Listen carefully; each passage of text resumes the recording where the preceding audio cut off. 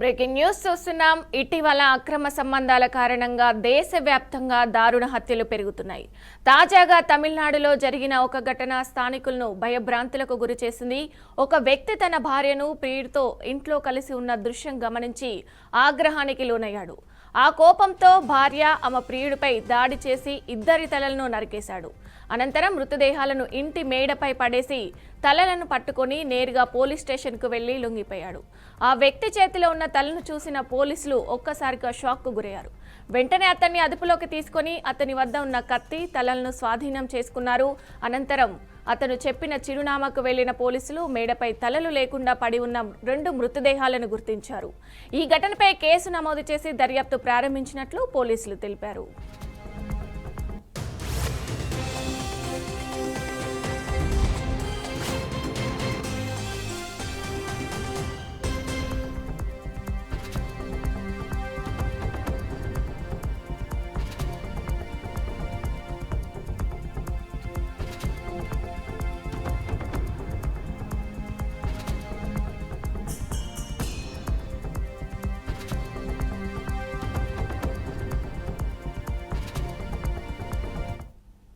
ఇటీవల అక్రమ సంబంధాల కారణంగా దేశవ్యాప్తంగా దారుణ హత్యలు పెరుగుతున్నాయి.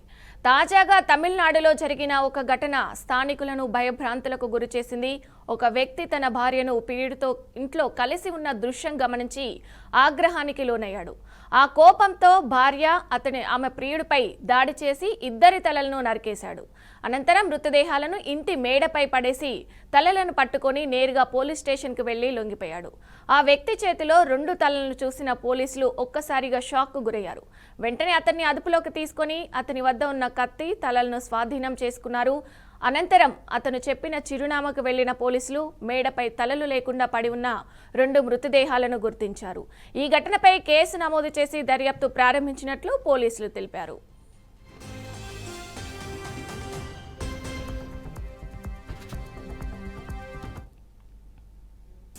కరీంనగర్ జిల్లా హుజురాబాద్ పట్టణంలో అతి భారీ వర్షం కురిసింది. పట్టణంలోని గాంధీనగర్, మామిన్లవాడలో భారీగా ఇండ్లలోకి వర్షపు నీరు చేరింది.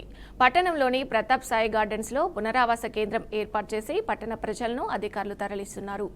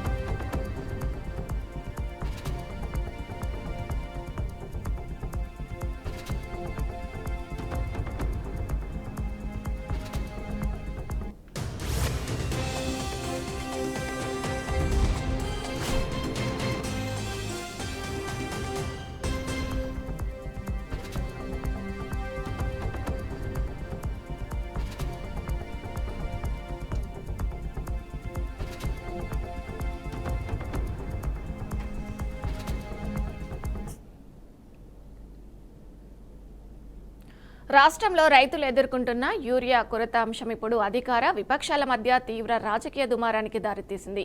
యూరియా సరఫరాలో కూటమి ప్రభుత్వం విఫలమైందంటూ వైసీపీ విమర్శలు గుప్పిస్తుండగా అధికార పక్షం కూడా అదే స్థాయిలో బదిలిస్తుంది. ఈ క్రమంలో ఇరు పక్షాల మధ్య విమర్శలు, ప్రతి విమర్శలతో రాజకీయం వేడెక్కింది. రైతులకు అందించాల్సిన యూరియా బస్తాల్లో పెద్ద ఎత్తున అవినీతి జరిగిందని వైసీపీ నేతలు ఆరోపిస్తున్నారు. కూటమి ప్రభుత్వం రైతుల ప్రయోజనాలను గాలికొదిలి అవినీతికి పాల్పడుతుందని విమర్శలు చేస్తున్నారు. జగన్ హయాంలో రైతులకు ఎలాంటి ఇబ్బంది లేకుండా చూశామని, ఇప్పుడు పరిస్థితి తలకిందులైందని వారు ఆరోపిస్తున్నారు. వైసీపీ ఆరోపణలపై వ్యవసాయ శాఖ మంత్రి అచ్చెన్నాయుడు తీవ్రంగా స్పందించారు. యూరియాలో అవినీతి జరిగిందంటూ వైసీపీ నేతలు సిగ్గు లేకుండా మాట్లాడుతున్నారని ఆయన మండిపడ్డారు. యూరియాకు సంబంధించి 250 కోట్ల అవినీతి జరిగిందంటూ చేస్తున్న ప్రచారంలో ఎలాంటి వాస్తవం లేదని ఆయన కొట్టి కొట్టిపారేశారు. రాష్ట్రంలోని రైతు సేవా కేంద్రాలలో యూరియా బస్తాపై ₹1 కూడా అదనంగా వసూలు చేయలేదు అని మంత్రి స్పష్టం చేశారు. గత 5 ఏళ్ల జగన్ పాలనలో అన్ని వ్యవస్థలను ధ్వంసం చేసి అవినీతిమయం చేశారని తెలుగుదేశం శ్రేణులు ఎదురుదాడి చేస్తున్నాయన్నారు.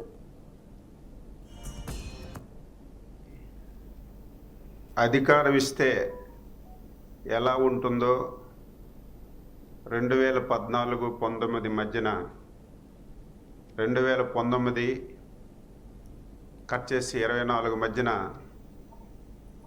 మనందరం చూసాం, అనుభవించాం. రాష్ట్రాన్ని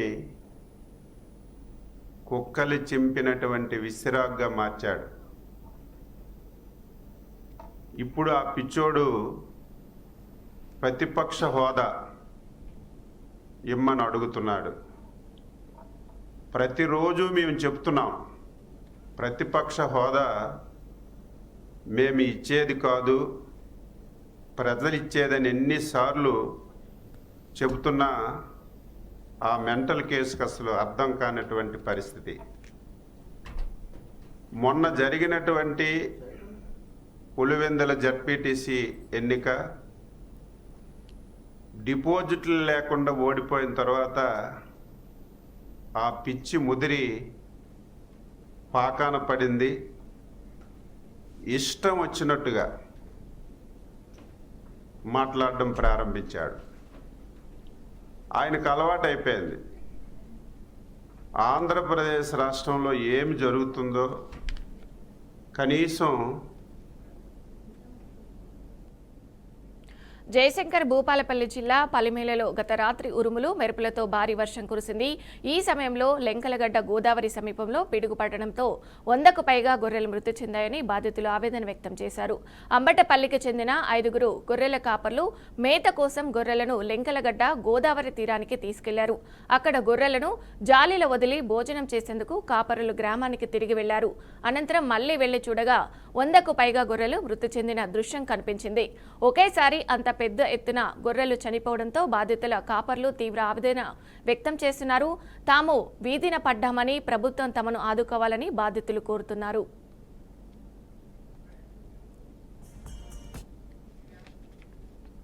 heavy bulletin updates, keep watching BRK news తెలుగుడి సత్తా.